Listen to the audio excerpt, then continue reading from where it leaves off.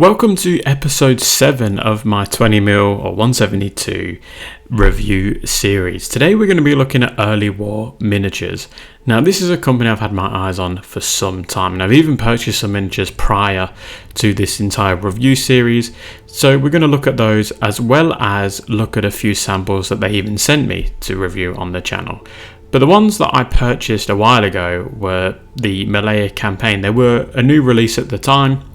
And they were in the 1901 webbing, and you could get a variety of different heads, so like pith helmets, as well as different Indian and native heads, etc. So I really wanted to portray the Leicestershire Regiment in Malaya during 1941 and 42. So this is what I ended up purchasing, as well as a lot of other stuff. But let's have a look at how they turned up.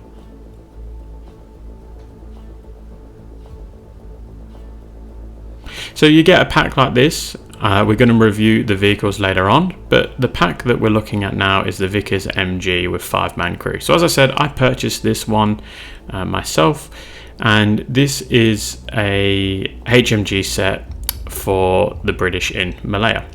Now it comes as a 5-man box or blister pack, and the first thing that really caught my attention was the Vickers machine gun. I really like this sculpt. I was really impressed that it's one piece, and normally one piece weapons sort of blow out and the detail isn't as good, but I actually think the detail is pretty good in this. I really like the hose for the water cool part of the Vickers being attached. That's a really nice touch. You don't have to sort of do it yourself. Not many companies provide that at this scale. So that's really cool. The fact that it's already based is also awesome. And then we get a gunner for that, and he is headless because you get a pack of heads. And the great thing about Early War Miniatures is you get to select the head that you want. So if you're wanting to do all Indians, you can select an Indian head. If you want to do all men with pith helmets, you can do that. So that's what I opted to do. Now this particular guy's got some pretty good detail in there. He's got his bayonet. The pose of him sitting down looks relatively natural. The hands are in the correct position, obviously holding the trigger there, the big trigger of the Vickers machine gun, and he sits on there really well. So really happy with this particular blister. I think he's going to make a fantastic piece.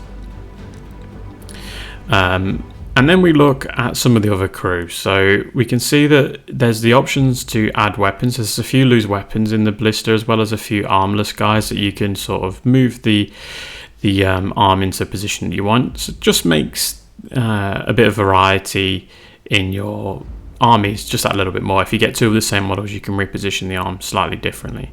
There isn't a whole lot of cleanup involved with these two, which is really nice. Oh, we've moved on to the next one. So these guys are primes. There's not really too much cleanup involved with this blister at all. And like I said, the detail's pretty good. It's not like mind-blowing, but it's relatively good, to be fair. And the fact of how rare these are, that's you just got to take it how it is. And there we go. We've got one with an actual head on. I've glued the head on, or put the head on loosely, and you can sort of get an idea of how it would look, as well as just there was a little bit of cleanup involved with that head or that helmet. You can see there's a little bit of cleanup involved on the side there, but that's the case with all metal miniatures. You can't fault that, guys. If you're not new to metal miniatures, which I'd be surprised if you're not, but if you're not, then you're always going to get a bit of flash, but that's so much easier to clean up than what it would be on a plastic model.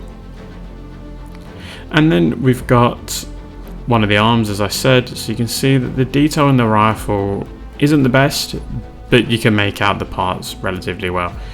I did notice that the loose rifle that's in this pack, once my camera wants to focus, I'm going to get it to focus in a second, I use the trusty hand, is actually way more detailed than the rifle in the hand. I think half of that's because the rifle strap's hiding it, but that's what it is.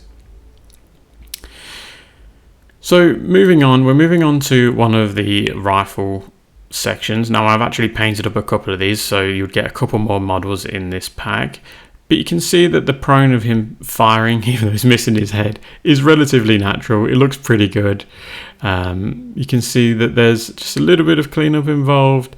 The rifle strap is slightly missing a bit, so you would have to fill that in, as well as just get rid of a few of the other little bits of metal. But overall, there's a gap between the arm and the rifle just there, so that's really nice.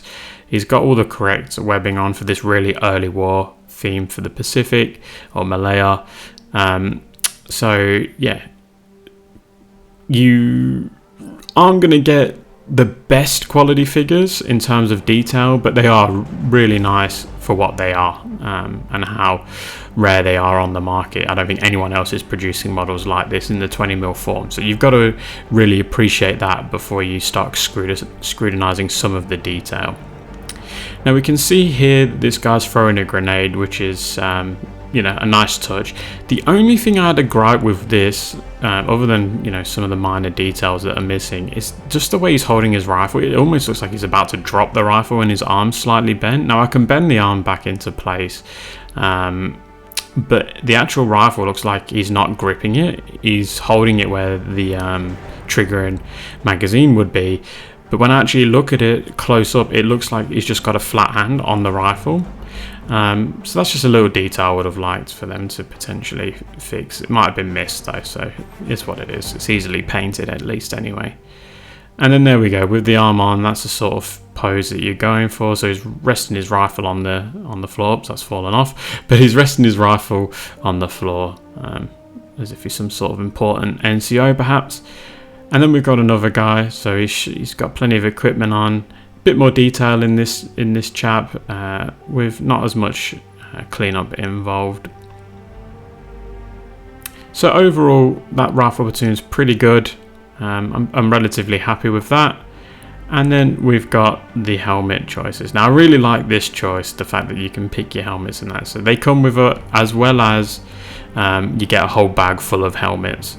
I believe they do like the chin strap on the hat as well as under the chin, and I think I asked for a mixture of both, which they supplied, which was a really good of them. They didn't charge me anything extra from what I'm aware, so that's a really nice touch. And they do different variants of the PIF helmet. I'm going to call it PIF helmet, even though it's a different helmet, like the Wosley helmet I think it's called, something like that. Anyway, there's a whole variety of different heads. I think there's like 8 or 10 heads to choose from, so it's really nice touch, that. Then we've got some prone guys. I'm not going to look at the other ones. Let's just focus on the Bren gun. Now, you can see that the detail on the Bren gun isn't as detailed as what you'd get from other companies, but the pose seems relatively natural, and the detail is in the actual model, other than the gun, is pretty good. Now, if we compare that to another model, so this is AB Figures, you can see where the detail is different. But as I said, you're not going to get these 1908 webbed figures anywhere else. So, you know, you've got to take the good with the bad, and the bad being is they're not as detailed, but they're still good, and they paint up really well. Actually, I was a bit like, oh, they're not going to paint up great, but they've actually come out better than I was hoping for, in my opinion anyway. So you can get a lot, you can extract a lot of detail out of these, and you can also paint a little bit more detail in there to make them pop even more. With that in mind, I wouldn't hesitate recommending getting yourself a set of these Brits for the early Pacific War. The fact that Early War Miniatures are producing this is just amazing. It really is fantastic. So let's take a look at some of the offerings that were sent to me by Early War Miniatures, and a huge thank you goes out to them again for that. So this is an LRDG Jeep.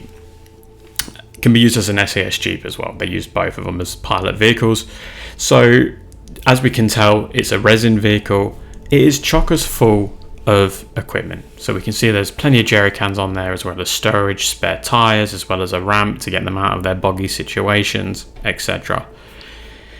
The detail on the vehicle is really nice, especially because it's resin. I've had some resin where it's just crumbled up and it just doesn't look good.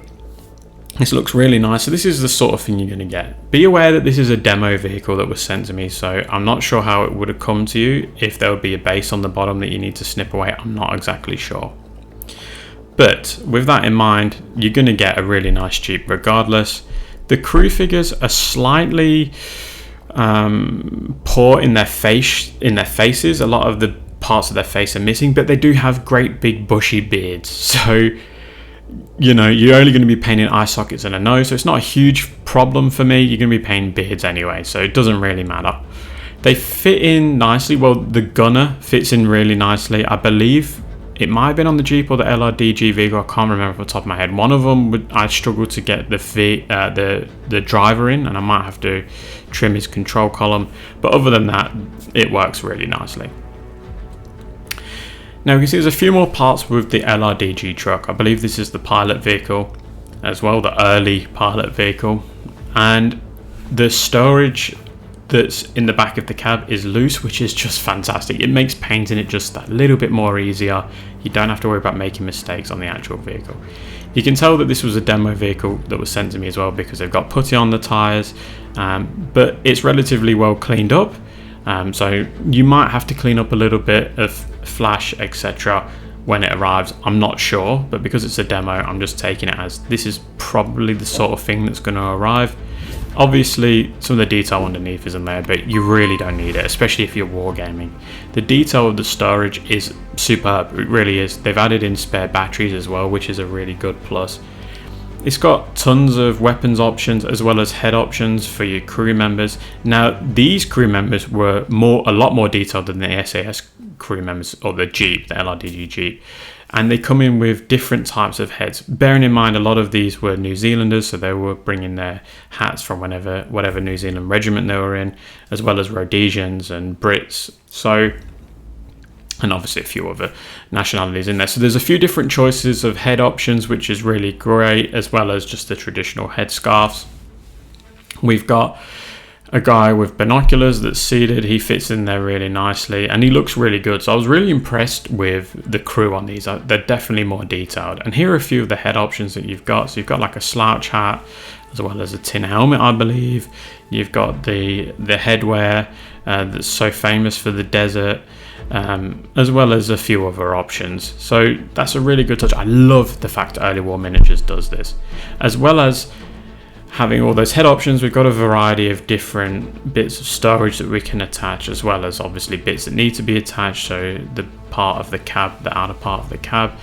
The weapon options, you've got the Vickers, the 50 cal, the Lewis gun. So again, really nice choice of weapons, and I'm be surprised if you use them all, so you can throw them in as a few spares. So yeah, really good touch. I was really impressed with the LRDG range, to be honest. I really am impressed with it.